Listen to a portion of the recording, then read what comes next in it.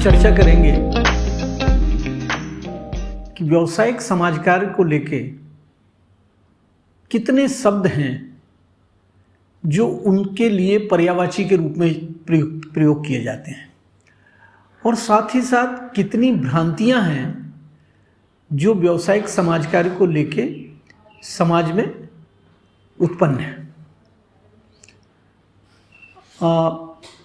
जब हम व्यावसायिक समाज कार्य की अपने देश में बात करते हैं तो बहुत सारे लोगों को व्यावसायिक और ऐच्छिक समाज कार्य में ज़्यादा अंतर स्पष्ट नहीं होता, बल्कि समाज कार्य हिंदी में जो शब्द है उसका प्रयोग कम होता है और अंग्रेजी का जो सोशल वर्क है उसका प्रयोग ज़्यादा होता है। इसलिए आपने सुना होगा कि हर कोई दूसरा व्यक्ति, कभी कभी मैं मजाक में कहता हूँ, जो कुछ नहीं करता वो सोशल वर्कर है। हमारे राजनेता छोटे शहरों से लेके, गांव से लेके बड़े शहरों तक कई व्यक्ति अपने आप को सोशल वर्कर के रूप में प्रस्तुत करते हैं, लेकिन वो ये नहीं कहते कि मैं समाज कार्य करता हूं या समाज सेवक हूं। समाज सेवक शब्द कई बम्बईया फिल्मों में मजाक के तौर पे भी पेश किया गया है, लेकिन आज हम बात करेंगे कि जो व्यावसायिक समाज कार्य है, समाज कार्य की जो शिक्षा है, वो कैसे अन्य शब्दों से भिन्न है। जैसे समाज कार्य श्रमदान नहीं है, श्रमदान कोई भी कर सकता है। श्रमदान शब्द से अर्थ निकलता ही है श्रम का दान। समाज कार्य के साथ दान शब्द बहुत पहले से जुड़ा है। कब से जुड़ा है ये किसी को नहीं पता, लेकिन सनातन संस्कृति में दान शब्द एक लंबे समय से जुड़ा हुआ है, और फिर उस शब्द से सहायता, परोपकार और फिर धीरे से समाज सेवा, ये 3-4 शब्द काफी प्रचलित हुए हैं। समाज के किसी भी वर्ग या पूरे समाज को दिए जाने वाली सेवाएं समाज सेवा है। कुछ लोग व्यक्तिगत समाज सेवा करते हैं। अब व्यक्तिगत समाज सेवा दोनों तरफ से परिभाषित की जा सकती है, जिसे सेवा दी गई है और जो सेवा दे रहा है। तो ज़्यादातर लोग व्यक्तिगत समाज सेवक अपने आप को मानते हैं कि वो खुद सेवा कर रहे हैं। दान की परंपरा को हमारे धर्म ग्रंथों में काफ़ी प्रचलित, प्रसारित, प्रभावित किया है, और इसलिए समाज सेवा, परोपकार, करुणा से उत्पन्न सेवाएं वो समाज सेवा है। मैं कई बार कहता हूं समाज सेवा धर्म है, क्योंकि इसकी उत्पत्ति धर्म से ही होती है। सभी धर्मों में दान की परंपरा को, परोपकार की परंपरा को, आपसी सहायता की परंपरा को इस तरह से परिभाषित किया गया है कि वह धार्मिक प्रक्रियाओं के अंग बन गए हैं। जैसे सिख धर्म में दशांश, इस्लाम में जकात, और हिंदू धर्म में तो हर तीज, त्योहार, पखवाड़े, दिन विशेष पर लोगों को दिए जाने वाली सहायता, पाप और पुण्य के घेरे में लोगों को प्रेरित किए जाने वाली गतिविधियां, वो सब समाज सेवा का स्वरूप है। तो इसलिए मैं कहता हूं समाज सेवा धर्म है। और व्यावसायिक समाज कार्य की उत्पत्ति दान के संगठन से हुई है, जिसे कई बार हम लोग साइंटिफिक चैरिटी कहते हैं, लेकिन व्यावसायिक समाज कार्य एक शिक्षा है। इसलिए व्यावसायिक समाज कार्य एक कर्म है। समाज सेवा धर्म है और व्यावसायिक समाज कार्य कर्म है, ऐसा मेरा मानना है। अब व्यावसायिक समाज कार्य क्या है? व्यावसायिक समाज कार्य ज्ञान है। वह ज्ञान जो लोगों को किस प्रकार से सहायता प्रदान की जाए सिखाता है। सहायता के भी प्रकार हैं। हमारे धर्मों में भी कहा गया है कि दान देते समय नज़र नीची रखनी चाहिए। एक हाथ से दान दिए गए दान को दूसरे हाथ को पता नहीं चलना चाहिए कि क्या दान दिया गया। दान का बखान भी नहीं होना चाहिए। ये दान के साथ कुछ शर्तें जुड़ी हैं, लेकिन अक्सर लोग उनको मानते नहीं हैं। सहायता इस तरह से जरूर की जानी चाहिए कि किसी व्यक्ति को उसकी गरिमा के विपरीत ना लगे, उसको कष्ट ना हो, उसको ऐसा ना लगे कि वो गिरा, कुचला, निचला, नीचे, इसलिए उसकी मजबूरी में मदद की जा रही है। सहायता व्यक्ति की गरिमा के अनुरूप की जाए। सहायता इस प्रकार की जाए कि व्यक्ति समझ सके और फिर अपनी सहायता खुद करने लायक बन सके। तो समाज कार्य का जो ज्ञान है वो यह तो सिखाता ही है कि क्यों मदद करनी चाहिए, लेकिन उससे ज़्यादा ये सिखाता है कैसे मदद करनी चाहिए। और ये जो क्यों का प्रश्न है वो उस दर्शन का प्रश्न है, उस रेशनल का प्रश्न है जो समाज कार्य की शिक्षा को सुदृढ़ बनाता है। उसमें दान की परंपरा से लेके मानवीय अधिकार तक की परंपराएं और कैसे करना चाहिए, किन किन स्तरों पे करना चाहिए, किन माध्यमों से करना चाहिए, सरकार को क्यों करना चाहिए, किसी संगठन को क्यों करना चाहिए और कैसे करना चाहिए, वो समाज कार्य की शिक्षा का। समाज कार्य के पास एक मौलिक मूल्यों का बेस है, आधार है, जिनके ऊपर समाज कार्य की शिक्षा खड़ी है। और उसमें सबसे प्रमुख है मानवीय गरिमा। मानवीय गरिमा, ह्यूमन डिग्निटी, मानवीय संबंध, ह्यूमन रिलेशनशिप, मानवीय अधिकार, मानवाधिकार, मानवीय कर्तव्य, ह्यूमन ड्यूटी। और फिर अगर हम देखें तो इस पूरी शिक्षा को बनाने में और इसकी विधियों को विकसित करने में जो आधार है वो है प्रजातांत्रिक, डेमोक्रेटिक।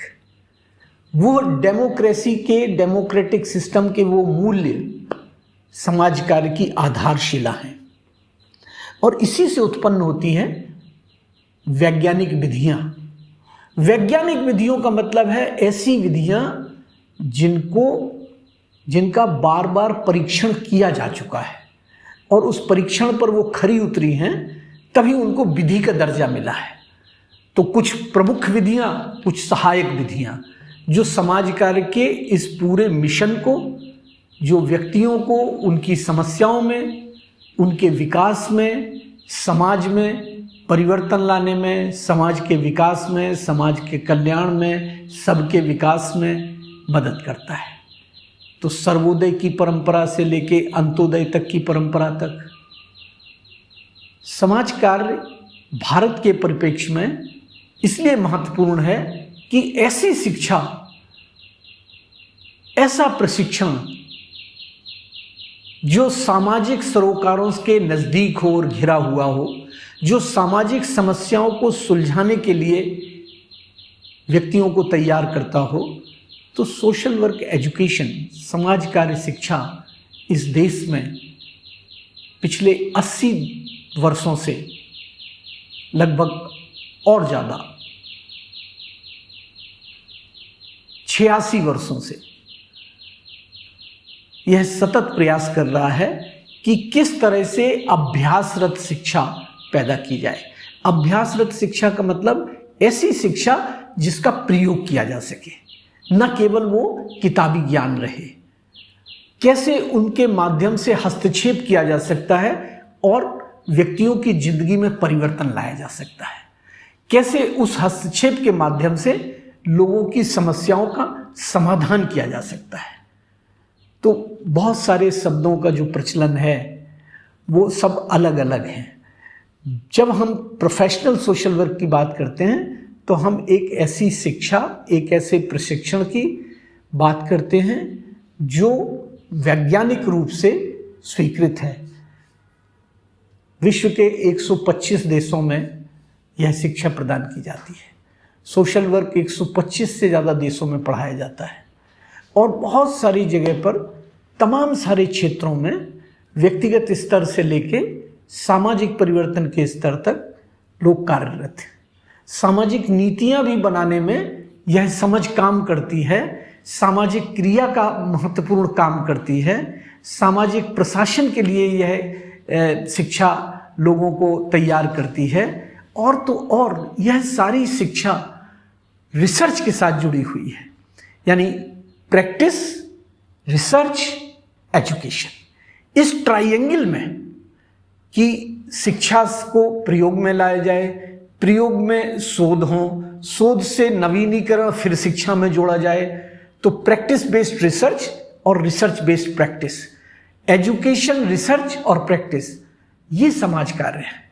मुझे इस बात से कोई आपत्ति नहीं है कि कोई अपने आप को समाज कार्यकर्ता कहे, लेकिन मुझे इस बात से आपत्ति है कि समाज की संरचना में जब समाज के विभिन्न इकाइयों में, विभिन्न क्षेत्रों में हमें विशिष्ट ज्ञान की जरूरत है, तो हम ऐसा क्यों नहीं स्वीकारते कि हमें समाज सेवा के लिए भी विशिष्ट ज्ञान की आवश्यकता है।